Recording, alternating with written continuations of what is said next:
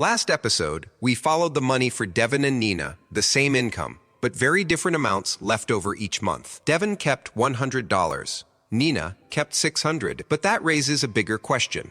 What actually happens to that leftover money month after month? Your cash flow is what happened this month. Your net worth is what all of it adds up to over time. Net worth is simple. It is everything you own that counts as an asset minus everything you owe as a liability. Assets minus liabilities equals your net worth.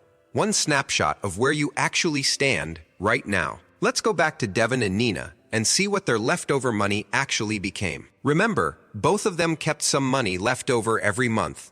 Devon, $100. Nina, $600. A year later, we check in on both of them. Devon's leftover money mostly sat in a low-interest account, while a car loan balance stayed about the same. His assets grew a little. His liabilities barely moved. His net worth crept up slowly. Nina's leftover money went partly toward paying down a liability, and partly into something that grew in value. Her liabilities shrank. Her assets grew a bit faster. Her net worth moved up more noticeably. We're not telling you where to put your money. That is a lesson for another day. This is just about how net worth gets measured. Same starting income, same amount left over each month, but very different snapshots a year later. Income tells you what came in. Cash flow tells you what happened to it.